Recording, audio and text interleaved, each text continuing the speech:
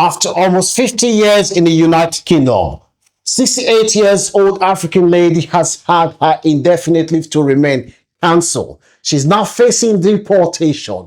If you know anyone that lives in the UK who doesn't have British passport, kindly ensure they see this video because there are valuable lessons that can be learned from this story. Maria, that's the lady's real name. She arrived in the United Kingdom in 1976 at the young age of 17. She initially arrived in the UK on a visiting visa, and she's found London to be one of the most beautiful places. She settled in London, built friendship, and she said West London in the 1970s was one of the most amazing places to live. Everything was there for her, and she built friendship. She found independence in London, and she earned a living through small trade and doing all sorts of jobs when she first arrived in the UK.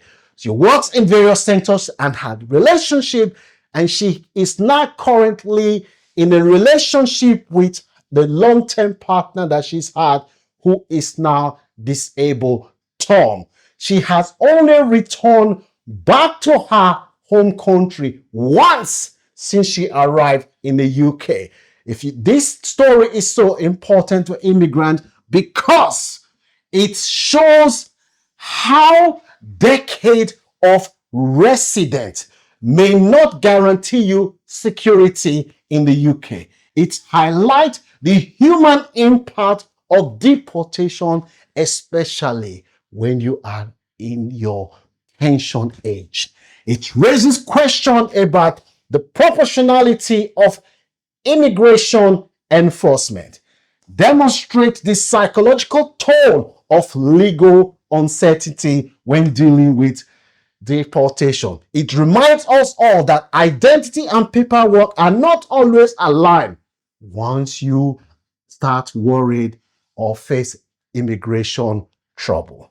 Maria was granted indefinite leave to remain after many years in the UK. In 2022, she was granted indefinite leave to remain. She said, well, I've always seen myself that this is my home. Well, I'll just take the indefinite leave to remain, and she have it. Maria, because of the many years experience that she had working in the hospitality sector, somebody then reached out to her and said, Maria, come and manage my hotel because you've got many years experience of working in the hospitality.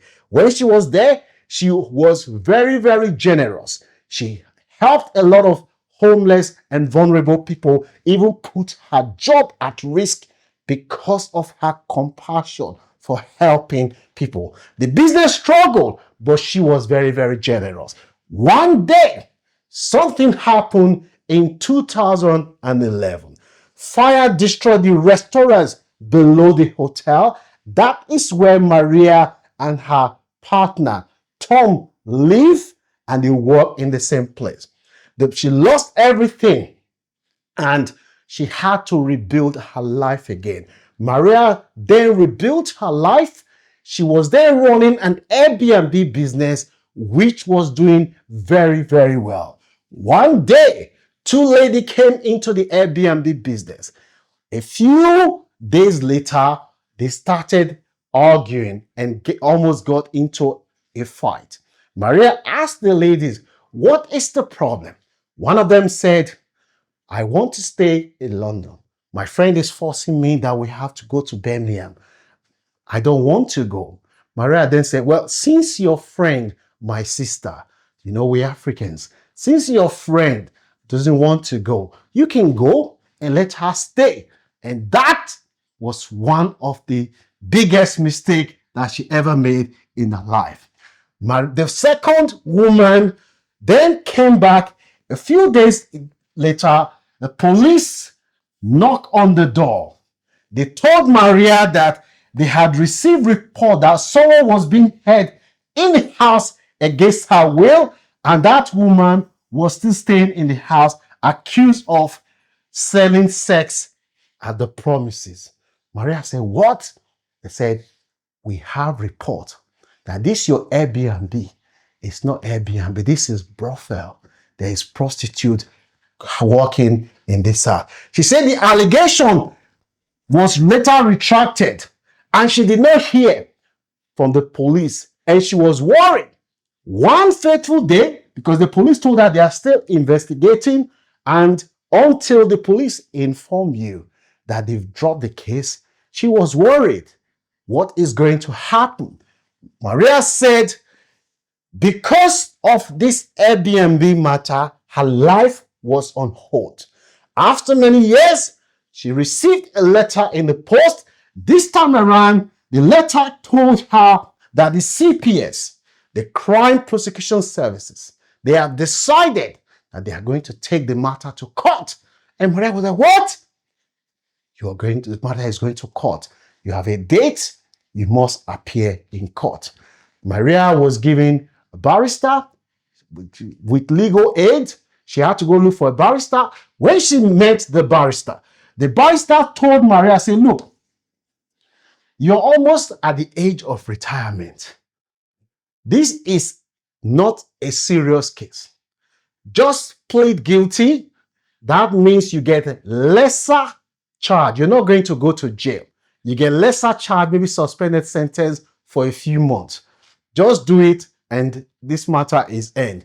Maria listened to the barrister's advice and she was given 4 months suspended sentence. Now, when you have indefinite leave to remain, you have more than 12 months prison sentence. If you serve more than 12 months in prison, your indefinite leave to remain will be revoked. But in the case of this lady, she only had 4 months suspended sentence. She did not go to prison, but yet her indefinite leave to remain was cancelled. When you find that, you'll be shocked. Don't forget to like, share, and subscribe to this channel. After that incident, in December last year, when Maria thought everything was over, at least she has 4 months suspended sentence. As long as she doesn't commit any crime, the matter is now dead. She can look forward to her retirement. The letter then told her that the Home Office have told her now that she is going to be deported. When she received the letter, she thought this must be a wrong letter. Can't be true. Deported for what? I did not go to jail. I only got 4 months suspended sentence. She called the Home Office straight away. That was when they then told her that the letter is real. It's not fake. It wasn't sent by mistake that she's going to be deported. She asked, what did I do? They told her she's going to be deported because it is her stay in the UK is conducive to the public good.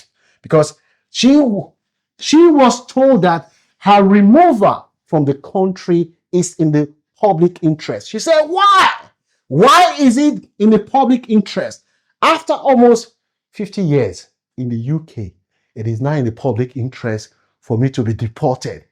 They told her, I said, look, the reason you're going to be deported is because you got 4 months suspended sentence. The law says 12 months. But here is the but. The offense that you pleaded guilty to, you cause harm to somebody. Even though you haven't served more than 12 months in prison, which is the threshold for your indefinite leave to remain to be cancelled, but because of the harm that you caused, that you pleaded guilty, that your house, your Airbnb was used by prostitute, you caused harm to that person who was prostituting in your house. Therefore, Maria, you're going back to your country. Maria could not believe. They said that is the threshold. Because of that harm, we have revoked your indefinite leave to remain, and now they seize Maria's passport. They told her she must report to the Home Office location, which they told her that you must report to that place every 2 weeks. your passport has been seized. What are the lessons that immigrants can learn from this story? Number one is always understand immigration consequence and criminal plea. Secure legal advice from a specialist, not just one person. Get double advice, because the person that is giving you the advice, they might be a qualified lawyer, but they're having a bad day. They might just give you an advice to get you off. Maintain updated immigration document. Do not assume long-term resident guarantees protection. Seek support from network early when facing legal trouble. And also, small legal decision can carry altering consequences. Maria said, and I quote, "This has been dragging on for 2 years, and both my partner and I just wanted it to be over. The barrister gave me just a few minutes to make my decision. I decided to plead guilty so that the whole thing could be finished.